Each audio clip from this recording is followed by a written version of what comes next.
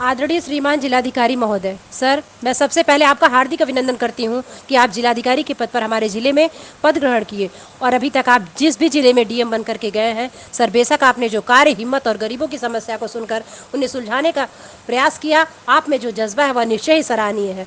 Sir मैं बहुत उम्मीद और विश्वास के साथ मैं आपको यह लेटर लिख रही हूँ। आपसे बेहतर कोई ना तो हमारी समस्या से अवगत हो सकता है और ना ही हमारे लिए कुछ कर सकता है।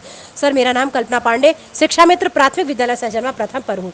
2009 में 25 मार्च को मटेरा में शिक्षा मित्र के पद पर कार्यभार ग्रहण की। मेरी qualification sir BSc BTC TET CTET qualified हूँ। 2015 में असिस्टेंट टीचर के रूप में माडर में कार्यभार ग्रहण की। 5 मई 2015 से 19 मई 2015 तक वहाँ रही, परंतु साधन न मिलने के कारण मैंने अपना तबादला सहजनवा प्रथम पर करा लिया।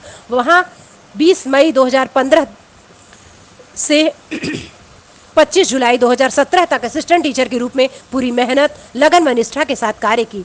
पुनः 25 जुलाई 2017 को सुप्रीम कोर्ट ने हमारे समायोजन को निरस्त कर दिया, यह कह करके कि हम अयोग्य हैं, हमारे अंदर शिक्षक की तरह हमारे में टैलेंट नहीं है। सर जब हम 3500 मानदेय पाते थे, ट्विंस बच्चों को ठंडक में लेकर विद्यालय चलाते थे, हमारे आगे पीछे कोई नहीं रहता था, बच्चों की दवा कराने के पैसे नहीं रहते थे, तब हम बहुत टैलेंटेड थे। लेकिन जब वही मानदेय वेतन में कन्वर्ट हो गया तो सर पूरी राज्य में 1,72,000 शिक्षा मित्रों को अयोग्य करके बाहर कर दिया गया।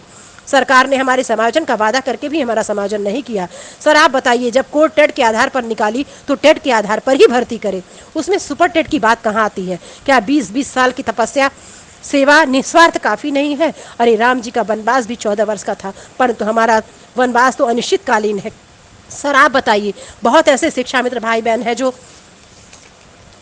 समाजन के दर्द को ना तो झेल सके और खुद को मौत के हवाले कर दिए। सर जरा सोचिए, इन विकट परिस्थितियों में उनके परिवार की क्या दशा हुई होगी, जहां 1 रुपए की आय की व्यवस्था नहीं है, उनका परिवार भूखों मर रहा है। शिक्षा मित्र के मरने पर उनके परिवार वालों को 1-1 रुपए का भी आर्थिक सहयोग नहीं मिला। लेकिन हमारी सरकार और केंद्र सरकार को हमारी हालत पर दया नहीं आई, मानो हम इस प्रदेश के हैं ही नहीं। मैं यह नहीं कहती सर हमारे आदरणीय मुख्यमंत्री जी ने कार्य नहीं किया, हर क्षेत्रों में बहुत ही सराहनीय कार्य किया, अपितु एक शिक्षा मित्र के दर्द, तकलीफ, आर्थिक तंगी और मजबूरी को नजरअंदाज करके, हाँ हमारा गुनाह है, हम योग्य होते हुए आज वक्त के हाथों मजबूर हैं।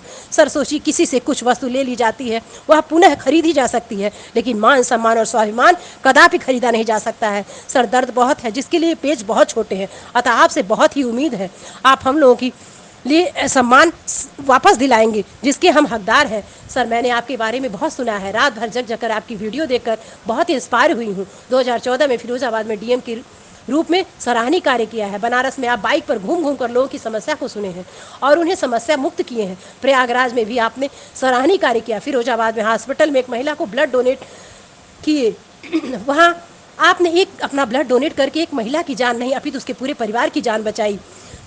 यहाँ तो 1200 से 1400 शिक्षा मित्र मर चुके हैं, बाकी 68,500 और 69,000 भर्ती में शिक्षक बन गए। बाकी शिक्षा मित्र के पद पर 10,000 मानदेय पर कार्य कर रहे हैं। हमारे लिए 11 छुट्टी के अलावा कोई अवकाश नहीं, चाहे हम बीमार हो, हमारे घर किसी की डेथ हो, हमारे बच्चे बीमार हो, किसी को बच्चा हो, कोई अवकाश नहीं। सर यह कहाँ का न्याय है? सर हमने तो अपना पूरा एनर्जी उन गरीब बच्चों की ज़िंदगी संवारने में लगा दी। जब हम अदर फॉर्म भरने के योग्य थे तब हमसे बेसिक शिक्षा विभाग ने कार्य करवाया।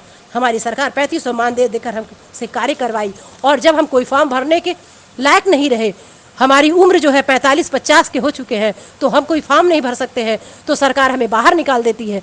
बताइए उनकी गृहस्थी कैसे चले? आपसे बिना नम्र निवेदन है कि प्रार्थना की तकलीफ और दर्द को सहर्दा महसूस करते हुए उचित न्याय दिलाइए। प्रणाम सर, धन्यवाद।